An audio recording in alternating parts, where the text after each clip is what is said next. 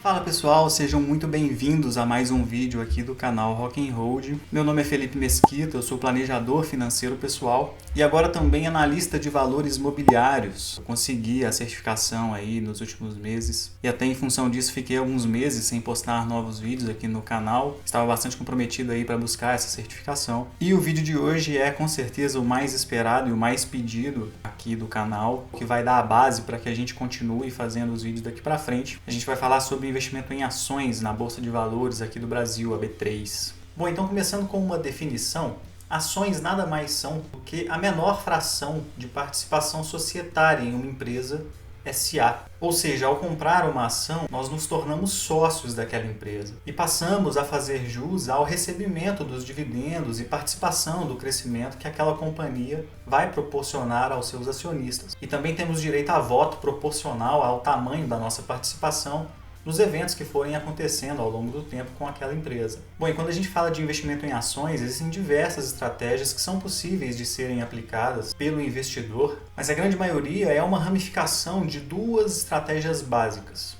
E aí, consolidando bastante essas duas estratégias, existe uma voltada para investimentos especulativos, que vai analisar ali alguns indicadores e movimentos de mercado a fim de se obter lucro nas transações de curto prazo. Estratégia com esses horizontes de prazos mais curtos utilizam algumas fontes de informação que são conhecidas como análise técnica para basear suas decisões de quando comprar um ativo. Para esse tipo de estratégia, normalmente o mais importante é o timing de mercado, é acertar o momento de compra daquele ativo, e para isso os investidores que estudam essa vertente estão dispostos a comprar ações de praticamente qualquer empresa, desde que haja uma perspectiva de ganhos no curto prazo. Já a segunda estratégia básica consiste em analisar as opções de investimento por uma perspectiva mais longa, utilizando indicadores da análise fundamentalista. E nesse tipo de análise, nós nos preocupamos em buscar dados financeiros das empresas, como faturamento, endividamento, lucro, para auxiliar no processo de decisão de qual empresa comprar para carregar ao longo do tempo. Ou seja, de maneira geral, a gente procura empresas que nos permitam ser sócios, que geram valor no longo prazo e que, segundo a nossa avaliação, estão inseridas em um segmento de mercado que seguirá tendo valor para a sociedade com o passar do tempo. Assim, nós nos beneficiamos tanto da valorização que essas empresas vão apresentando à medida que elas vão crescendo, bem como do recebimento dos proventos que aquelas empresas vão pagando e permitindo que a gente reaplique esses proventos naquela carteira que a gente foi montando ao longo do tempo. Tá? De maneira geral, cada empresa distribui 25% no mínimo do lucro líquido anual para os seus acionistas em formato de dividendos. Esse percentual pode ser menor ou maior dependendo da empresa, e aqui a gente não vai entrar em nenhum detalhe específico. A ideia desse vídeo é ser uma base de conhecimento mais geral do porquê investir em ações. E assim a gente consegue utilizar as ações como um catalisador, um acelerador do nosso processo de construção de patrimônio e que nos permita utilizar esse patrimônio no futuro de acordo com os nossos objetivos. E claro, pessoal, como eu disse, dessas duas estratégias básicas nascem milhares de outras estratégias que são adotadas pelos investidores ao redor do mundo. E a que a gente utiliza aqui no canal e que deu origem a toda essa discussão que a gente tenta trazer aqui para vocês é muito semelhante ao que se conhece como Buy and Hold. Buy and Hold, Rock and Hold, tá até no nome aí do canal a referência, né? Que consiste em ir comprando os ativos ao longo dos anos e ir acompanhando a divulgação de resultados dessas empresas. À medida que a gente vai aprofundando nos conhecimentos e adquirindo mais experiência e mais segurança como investidores, a gente vai direcionando os novos aportes do nosso salário e o reinvestimento dos proventos que vão sendo recebidos dentro da própria carteira, sem procurar um momento de venda para esses ativos, mas sim com o objetivo de construir um patrimônio para o longo prazo, para que em algum momento no futuro nos permita viver desse patrimônio ou de realizar objetivos mais dispendiosos, né? Então a ideia desse vídeo aqui é ser uma base de conhecimento que permita que você decida por investir ou não em ações. E a ideia é utilizar esse vídeo aqui como uma base para que a gente possa ir construindo os próximos vídeos que vão ser focados justamente no que a gente quer aqui para o Rock and Hold. Sobre os pontos a serem observados de quais empresas específicas a gente inclui no nosso portfólio ou até numa lista de acompanhamento para ir decidindo com o tempo quais empresas comprar. E como eu já expliquei aqui nos vídeos anteriores do Rock and Hold, a gente tem um vídeo sobre renda fixa e um sobre fundos imobiliários. O nosso objetivo é sempre de procurar ativos que possam agregar a uma carteira de longo prazo. Por quê?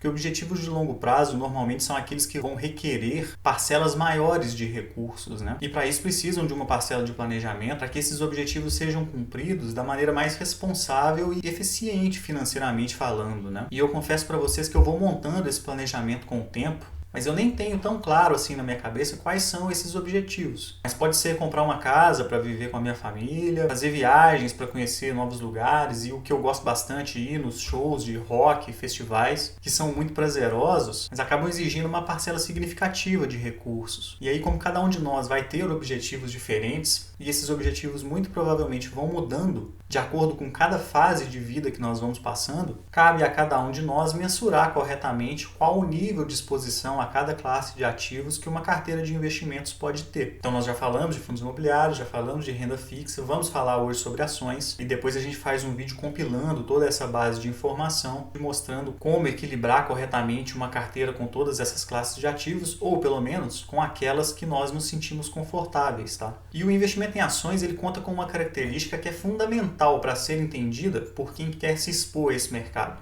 que é a volatilidade. Como a gente está falando de investir nas maiores e melhores empresas do Brasil, existem muitos interessados em fazer negócios com esses ativos. De tal maneira que o mercado é extremamente líquido. Os preços das ações são atualizados segundo após segundo quando o mercado está aberto, que hoje é de 10 da manhã até as 18, tá? E assim o preço das ações vai mudando praticamente em tempo real e com grande frequência acontecem movimentos bastante bruscos, tanto de valorização como de desvalorização desses ativos, e num curto espaço de tempo. Então, pessoal, a título de exemplo, eu vou colocando os gráficos aqui na tela para a gente ter uma noção de como esses movimentos funcionam. E dessa vez, ao longo de todo o vídeo, eu escolhi as ações da ENGIE para a gente analisar, tá? A ENGIE é uma empresa que explora o segmento de energia elétrica aqui no Brasil, tanto na geração como na distribuição e na transmissão. E se vocês quiserem, depois eu faço um vídeo só para falar sobre os fundamentos da empresa. Mas nesse vídeo vai ser só a título de exemplo mesmo. Então, nesse primeiro gráfico, a gente tem o histórico de cotação desde março de 2002. Para trazer uma janela de 20 anos. A gente pode observar que a cotação da ação saiu da casa dos centavos lá no início até o patamar atual de R$40. Esse gráfico desconta os proventos que foram recebidos ao longo do tempo, que é justamente para permitir uma comparação mais justa, né, ao longo dos anos. E a gente pode ver que quando a gente dá um zoom no ano de 2002, a cotação máxima atingida naquele ano foi de 66 centavos por ação. No entanto, o fechamento histórico na data de 15 de abril de 2002 foi de R$ 4,09 por ação. Mas a cada provento, a cada dividendo que a empresa paga para o acionista, aquele percentual proporcional ao valor da ação é descontado na cotação para permitir essa comparação mais justa. Então a gente pode dizer que quem comprou a ação na maior cotação de 2002 e simplesmente foi reaplicando os proventos ao longo dos anos, sem sequer nenhum novo aporte, multiplicou o capital por 60 vezes. Mas não é esse o foco aqui do vídeo, tá? O que eu pretendo mostrar aqui hoje é que mesmo tendo essa multiplicação expressiva ao longo dos anos, essa multiplicação não foi linear. Pelo contrário, houve vários momentos em que ocorreram desvalorizações expressivas de capital e em curtos espaços de tempo. Como essa aqui em 2004, que a ação saiu de R$ 2,67 em janeiro para R$ 1,20 em maio, uma queda de 55% no período. E a cotação só iria se recuperar em setembro de 2005, mais de um ano e meio depois. Ou essa aqui em maio de 2008, que a cotação saiu de R$ 8,55 para R$ 5,34 em outubro. 37% de queda. E só iria se recuperar em setembro de 2009. Praticamente um ano depois, né? E aí, períodos mais recentes também, em novembro de 2013, a ação saiu de R$ 21,84 para R$ 16,53 em fevereiro de 2015. Quase 25% de desvalorização e se recuperou só no fim de fevereiro de 2016. E agora mais recente, aí, em janeiro de 2020, a ação saiu de quase R$ 50 para R$ 32,68 em maio. Quase 34% de queda, e apesar de já estar sendo negociada a R$ 40,50, até hoje a cotação não se recuperou.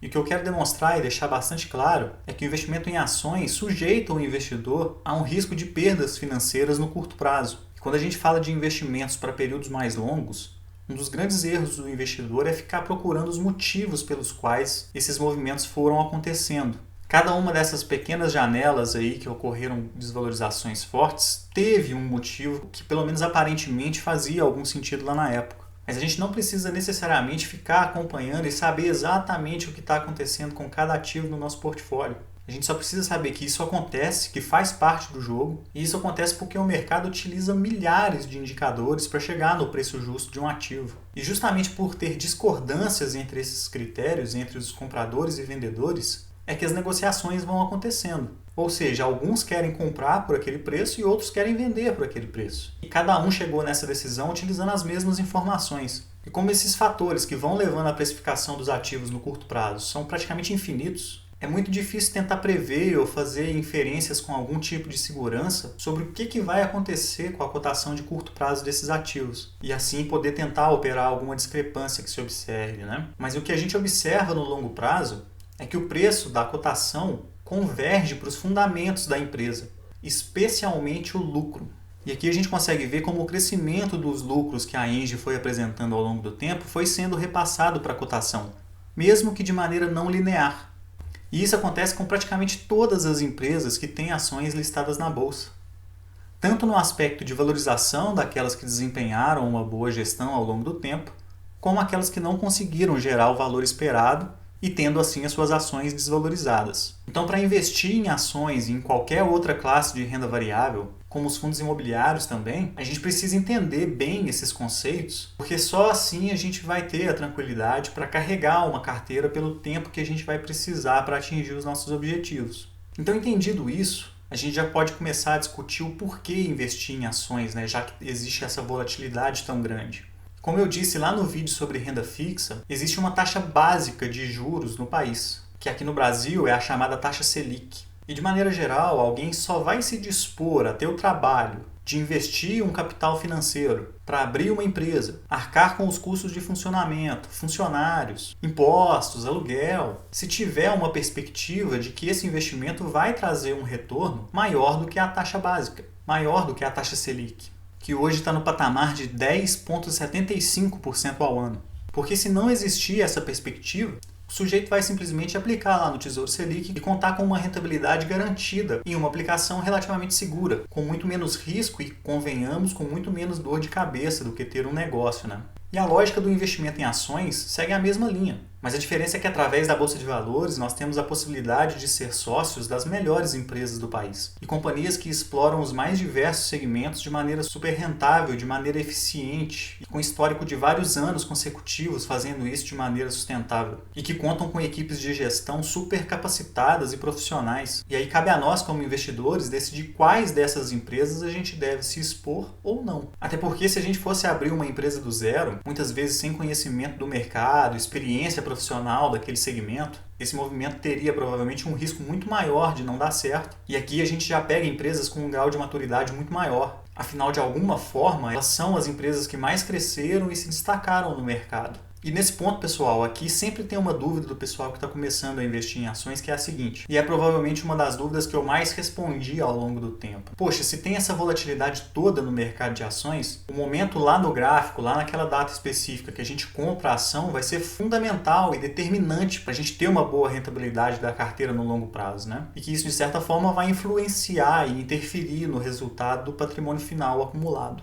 Mas será mesmo? Da mesma maneira que eu fiz aquele estudo lá com os fundos imobiliários, aqui eu vou fazer o estudo utilizando a empresa Engie novamente como exemplo. A companhia está listada na bolsa aqui no Brasil desde 1998, então já conta com um longo histórico aí de balanços para a gente poder analisar e decidir por investir nela ou não, né? Então vamos imaginar aí que 3 anos depois do IPO, né, depois da oferta pública de ações da Engie, um investidor decidiu começar a acompanhar a empresa para ver se colocava ou não ela no seu portfólio. E aí ele teria notado que no ano de 2002 a empresa não teve um balanço tão positivo e em função disso ele decidiu esperar um pouco mais as atividades se estabilizarem para que ele colocasse aquela empresa na carteira. E depois de 3 anos com balanços positivos e com receita crescente, depois a gente vai falar de todos esses critérios que a gente usa para decidir sobre qual empresa a gente inclui no portfólio. Mas, ou seja, depois de um período de acompanhamento, tirando alguns anos aí para poder acompanhar a empresa, o nosso investidor começaria a fazer aportes mensais na Engie depois de fevereiro de 2006. há exatos 16 anos atrás. E no estudo que eu fiz lá sobre fundos imobiliários, eu considerei que o nosso investidor comprava R$500 por mês de cotas do fundo imobiliário. Mas se a gente parar para pensar, R$500 16 anos atrás era muito mais dinheiro do que é hoje, né?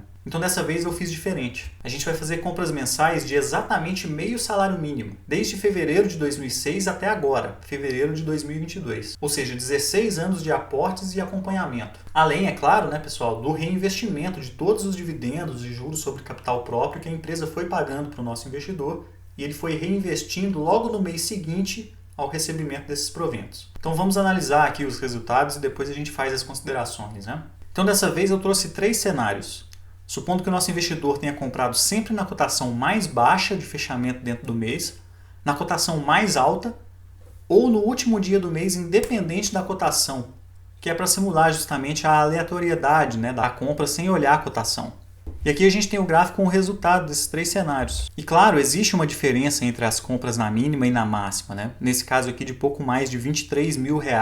Mas nós como investidores, a gente vai comprar muito mais perto da aleatoriedade, que fica ali no meio do caminho. E para comparar esses retornos aqui, eu fiz a mesma metodologia com os dados do Ibovespa, do CDI e da inflação no mesmo período. E olha só, mesmo as compras na cotação na máxima todos os meses sem exceção, ainda entregou uma rentabilidade muito maior do que esses índices de inflação e do Ibovespa, que é o principal índice de ações negociadas aqui no Brasil, e também do que o CDI.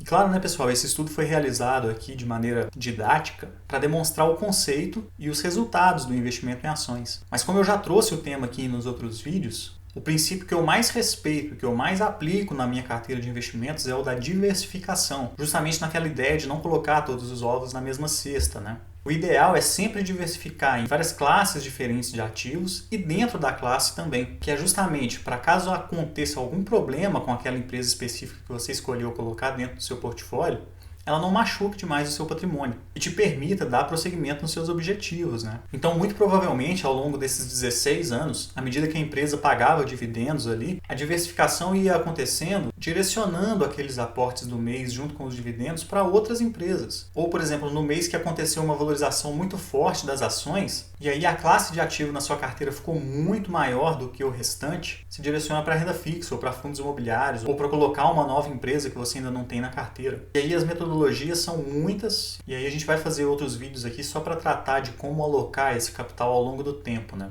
E aqui tem outro argumento que eu preciso abordar para deixar o tema super bem explicado sobre a maneira que eu aplico na minha carteira de investimentos e que eu vou deixar aqui para que cada um decida como se expor ao mercado de ações, tá? E aí, pessoal, todo investimento em ações ele está sujeito a uma alíquota de tributação, né, de imposto de renda de 15% sobre o lucro que você tiver sobre aquela ação.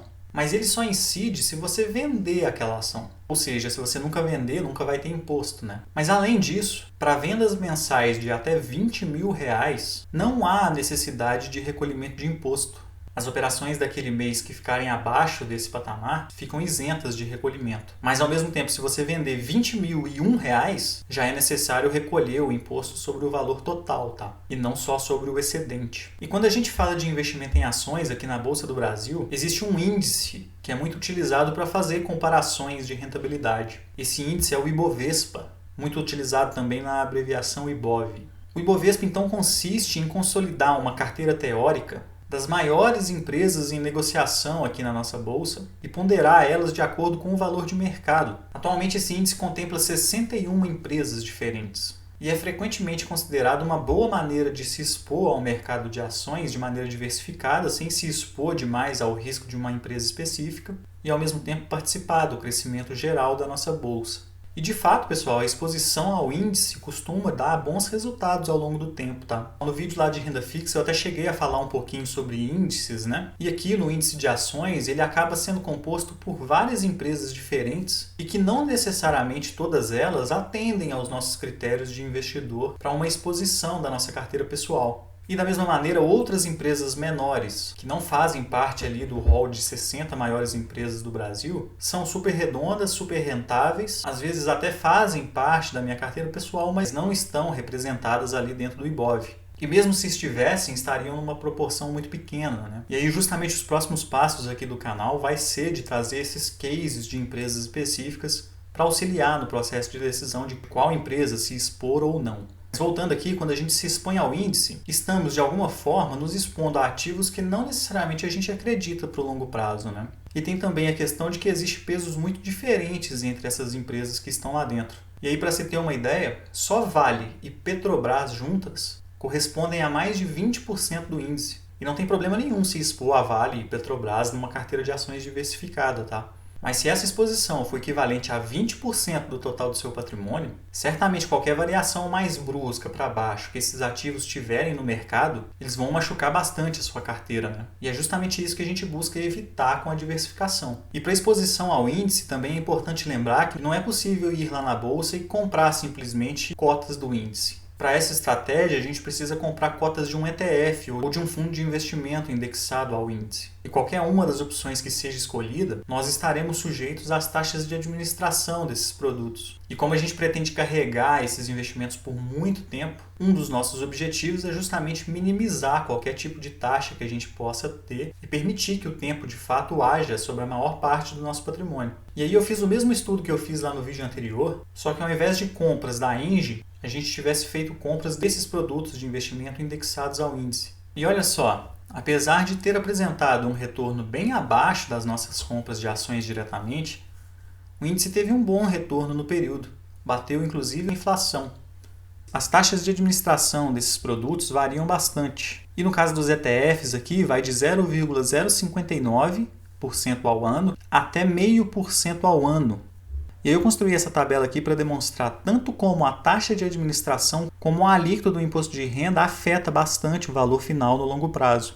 É que os ETFs não têm aquela isenção de imposto de renda para vendas até R$20 mil por mês. Qualquer venda de ETF que for realizada está sujeita a uma alíquota de 15% do lucro obtido naquela transação. E aí, quando a gente considera as taxas de administração e o imposto de renda, a discrepância dessas rentabilidades fica ainda mais visível, né? Então, pessoal, a gente acaba abrindo mão de uma parte relevante do nosso capital e mesmo que esses percentuais pareçam pequenos, quanto mais tempo a gente fica alocado numa carteira de investimentos com esses produtos, mais eles vão impactando o nosso patrimônio à medida que os anos vão passando, né? Como eu já repeti algumas outras vezes aqui no canal, o tempo é um fator de exponenciação nos juros compostos. Como a gente pretende ficar exposto a alguns investimentos por décadas, tudo que a gente puder fazer para permitir que o tempo realmente haja sobre todo o nosso patrimônio, sobre todos os nossos investimentos, acaba dando um resultado expressivo no final das contas, né? Bom, pessoal, então é isso. Esse vídeo foi preparado com muito carinho e resultado aí de muitos anos de estudo, né, e de dedicação sobre o tema. E nos próximos vídeos aqui do canal nós vamos falar mais sobre os fatores a serem observados para estudar e incluir um ativo na carteira. Dúvidas, comentários, sugestões, fiquem à vontade para utilizar aqui a seção de comentários abaixo. Eu prometo que não vou ficar mais tanto tempo sem postar aqui. O pessoal me cobrou bastante aí da continuidade dos vídeos aqui no Rock and Roll. E eu agradeço bastante, vocês são fundamentais para que esse projeto aqui continue de pé. Eu fico à disposição. Um grande abraço e muito Rock and Roll para vocês. Até a próxima!